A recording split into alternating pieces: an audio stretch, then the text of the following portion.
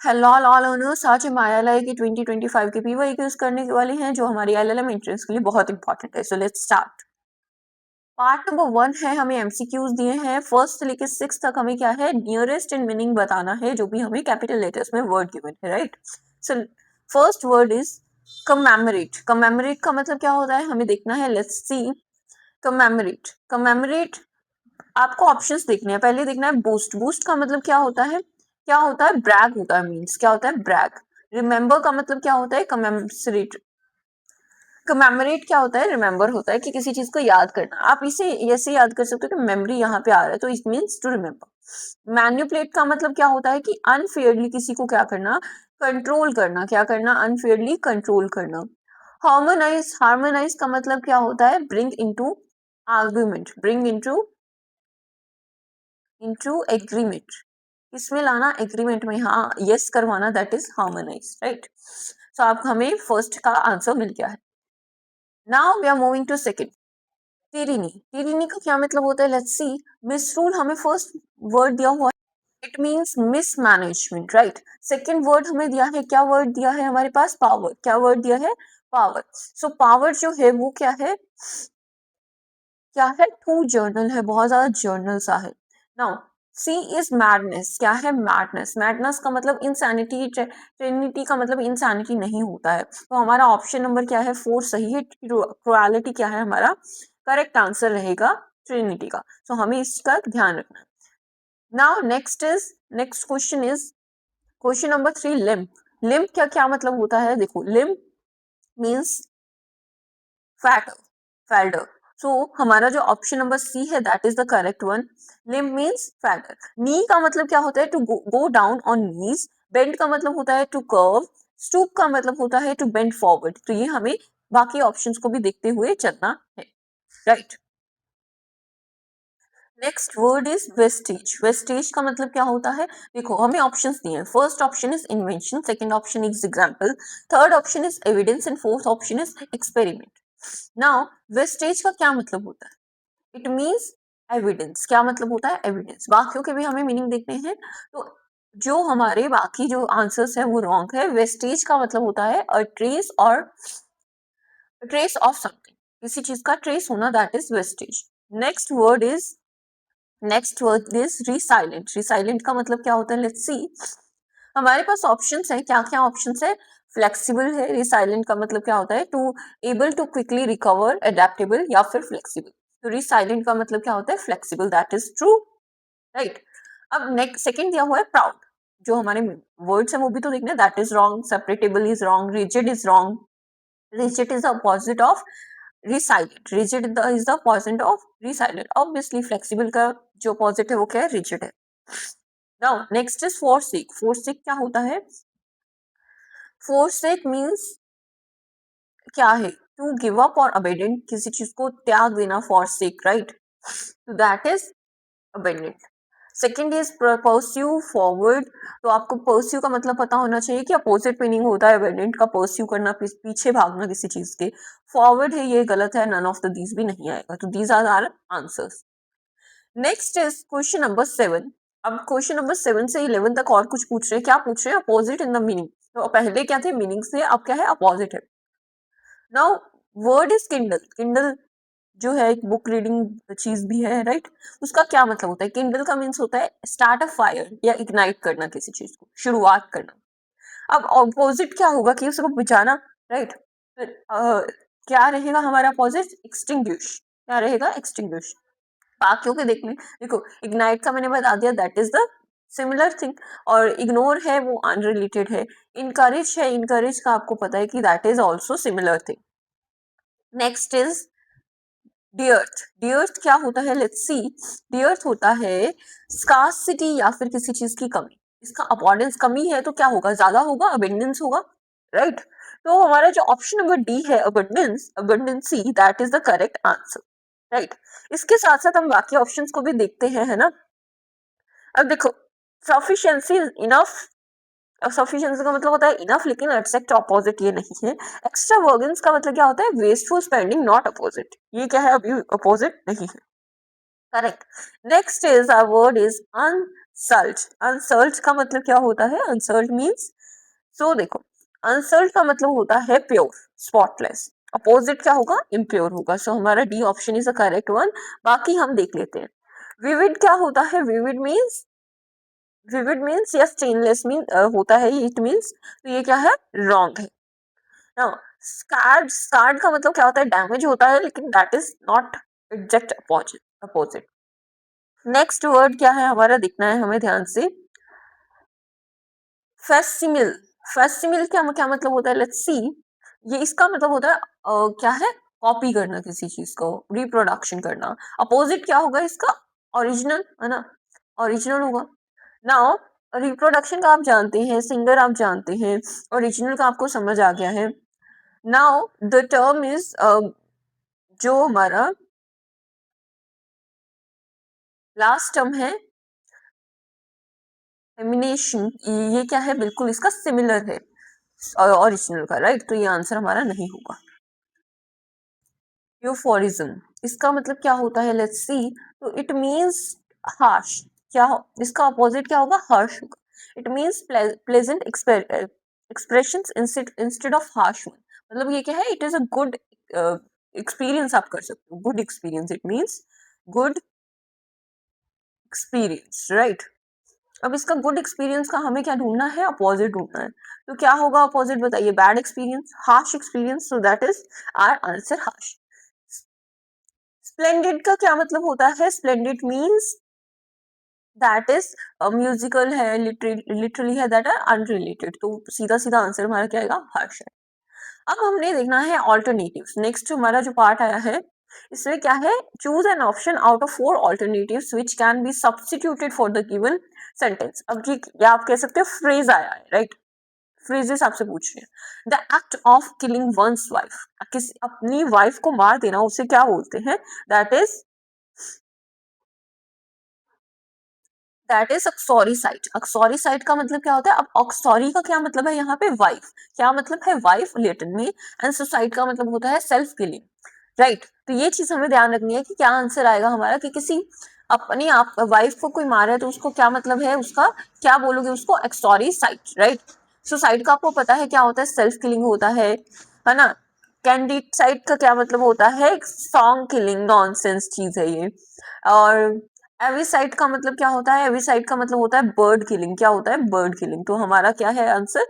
एक्सॉरिसाइड, right? Next है a poem written on the death of someone loved and lost. कोई ऐसी poem, मतलब एक ऐसा वर्ड बताइए जो क्या है इसके लिए आए, कि एक पोइम जो क्या है किसी लव्ड वन की डेथ पे लिखी जा रही है, तो उसे क्या बोलोगे? तो एक दुखदायक कविता होगी, आप बोल सकते हो, राइट? सो आप बताइए ऑप्शंस में से क्या हो सकती है?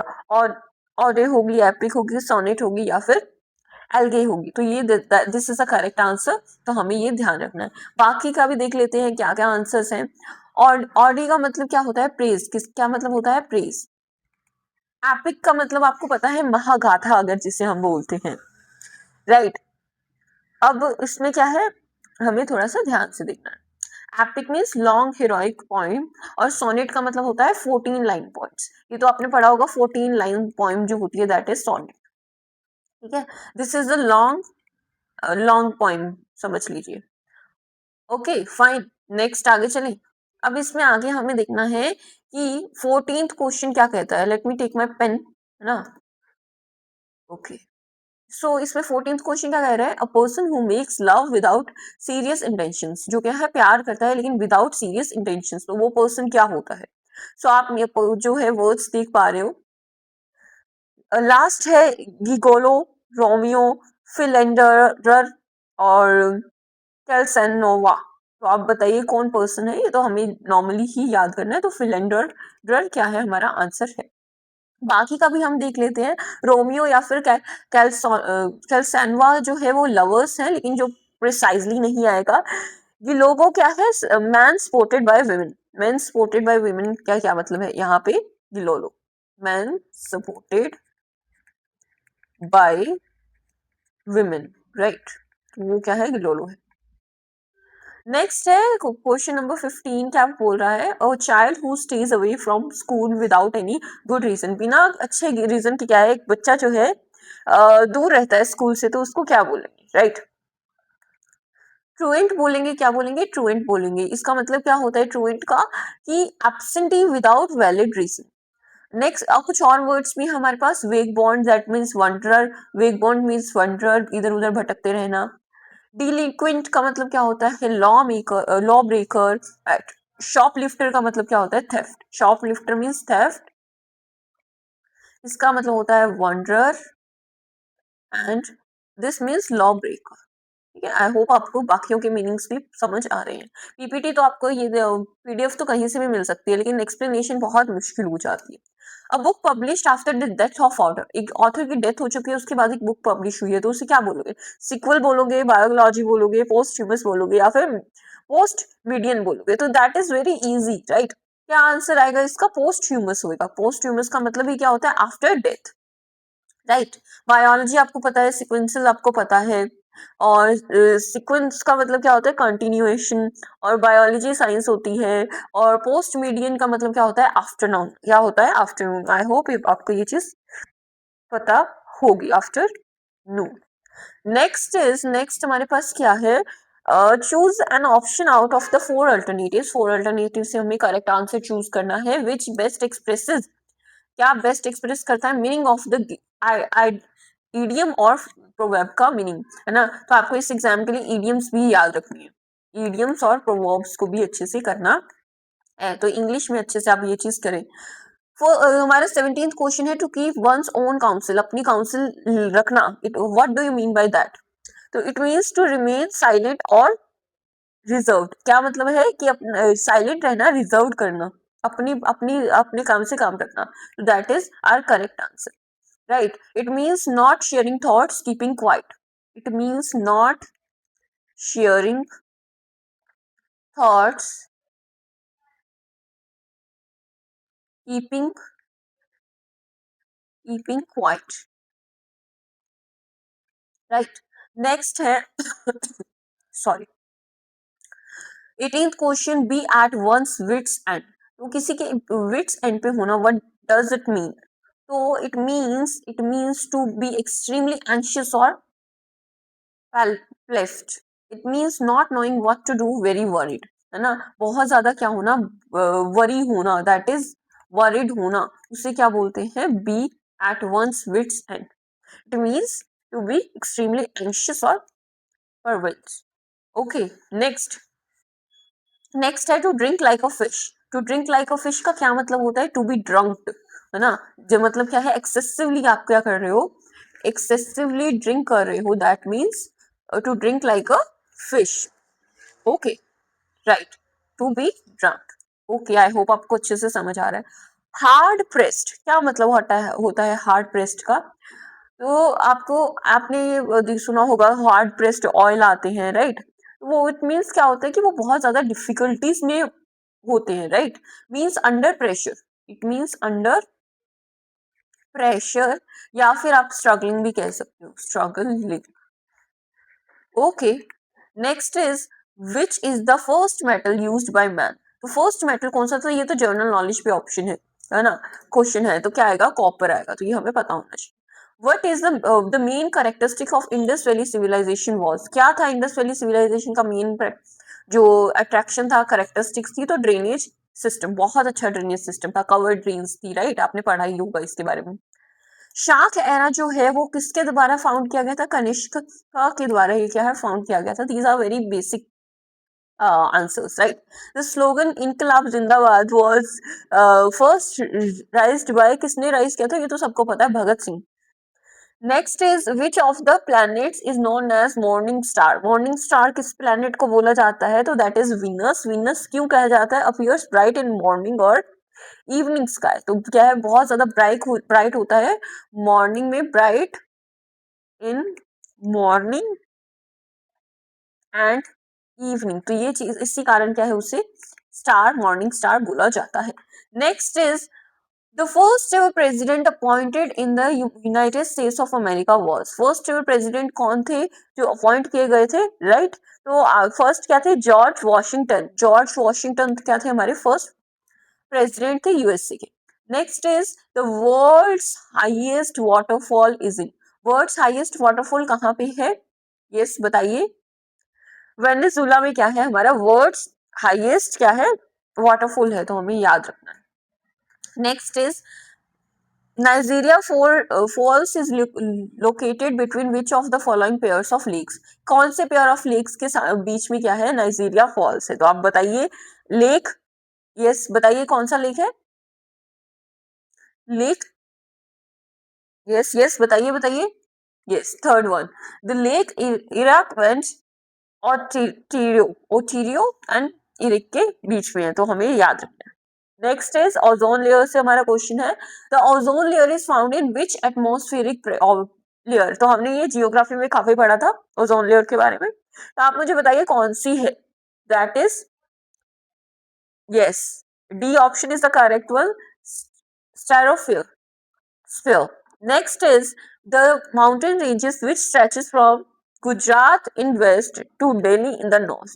गुजरात से लेकर नॉर्थ तक एक माउंटेन रेंज है, कौन सी है जो फैली हुई है, आप बताइए. Yes, that is Aravallis. Aravallis अभी बहुत ज्यादा न्यूज में भी था कि जो भी 100 मीटर से कम उसकी जिसकी हाइट है उसे डिस्ट्रॉय कर दिया जाएगा, तो वो थोड़ा आप न्यूज को थोड़ा ध्यान से देख लेना. करेक्ट.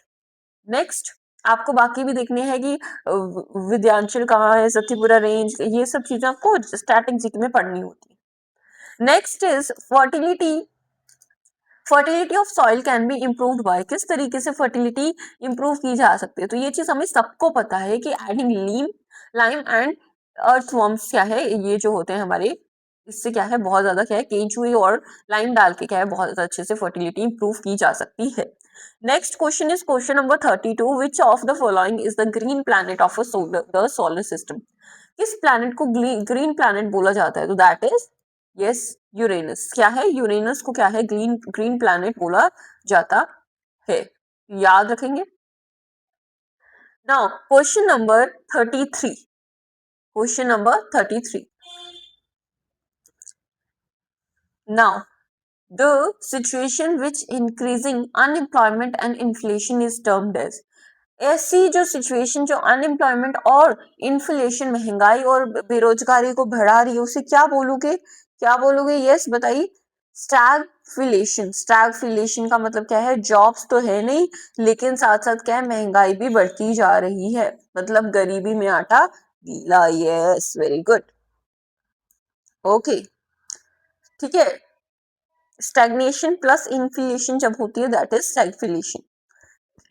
नेक्स्ट हमारे पास जो क्वेश्चन है वो क्या है, रिपो रेट से है, इकोनॉमिक्स से है. Repo rate is the rate at which. Repo rate क्यों, कौन सा रेट है बताइए. तो आरबीआई जो क्या है बैंक्स को देता है, the RBI of India lends to bank, तो उसे क्या बोलते हैं, repo rate. Next question is the system of dyarchy was introduced in India during which viceroyalty. Viceroyalty कौन सी थी जिसमें डेरार्की जो है वो लाया गया था, तो कौन सी थी बताइए. Yes, that is Elgin. That is Elgin. तो ये क्या है, ये हमारे एक्चुअली लॉर्ड चिल्सफोर्ड जो थे उनको लाया गया था, लेकिन ऑप्शंस में ये क्या है गिवन नहीं था, इसलिए क्या है इसको एज अ क्लोजेस्ट ऑप्शन बोला गया. एक्चुअली में कौन लाए थे, लॉर्ड लॉर्ड चिल्सफोर्ड, तो हमें यही हमारा करेक्ट आंसर है, ध्यान रखना है. नेक्स्ट क्या है, हिस्टोरिकली अगर बात करें गए तो इन्हीं का करेक्ट है, ऑप्शन में कुछ प्रॉब्लम है, तो क्या आएगा हमारा, ये हमारा करेक्ट आंसर रहेगा. Okay. Next is question number 36. Which sustainable development goal focuses on empowering women and achieving gender equality? Gender equality और empower करना women को कौन से sustainable goals में है ये? तो आप हमें बताएं. Yes, पढ़ा होगा आपने, पढ़ा है ना. ओके तो जो sustainable goal number 5 है उसमें. Next is question number 37. Which one among the following radiations carries maximum energy? Maximum energy कौन सी radiations में होती है, तो आपको ये चीज पता है. Yes, gamma rays में होती है. Gamma rays have the shortest wavelength, highest frequency and maximum energy. इसीलिए क्या है ये radiation क्या है maximum energy के साथ होती है. Next is where did the industrial revolution first start, तो कहाँ पे फर्स्ट स्टार्ट हुई थी industrial revolution? Yes, great Britain में क्या है, फर्स्ट इंडस्ट्रियल रेवोल्यूशन हुई थी। Next question is which one of the following is a major constituent of biogas? Biogas का कौन सा सबसे ज्यादा मेन पार्ट है, तो क्या होता है, मीथेन। आपने ये चीज क्या है, वो जो गैस बायोगैस वाला हुआ था ना, केस था एक, I am forgetting, Bombay I guess था, राइट, तो वहां पे मीथेन गैस के कारण बहुत लोगों की मौत हुई थी। Next is question number 40, the mutual assistance treaty is related to, mutual assistance treaty किससे रिलेटेड है, तो कॉपरेशन इन क्रिमिनल मैटर्स में कॉपरेशन के साथ रिलेटेड है, तो ये चीज का हमें ध्यान रखना है। Okay, so such treaties are for mutual legal assistance in criminal investigation, तो ये हमारा आंसर रहेगा, answer number 3 C. Okay, so आज हमने कर लिया है ILI का 2025 का पेपर जो था, उसका पार्ट नंबर 1 हम कंप्लीट कर चुके हैं। नेक्स्ट पार्ट में हम आगे कंटिन्यू करेंगे पार्ट नंबर 2 से। पार्ट नंबर 2 में काफी सारे क्वेश्चंस आ जाते हैं, राइट, 41 से लेके 140 तक आते हैं, तो ये इसके 2 पार्ट्स आएंगे, तो हमें थोड़ा ध्यान रखना है पार्ट नंबर 2 के आगे 1 and 2, ठीक है, तो ये चीज का हमें ध्यान रखना है। सो आज के लिए इतना ही, मिलते हैं नेक्स्ट लेक्चर में। जय हिंद, जय भारत।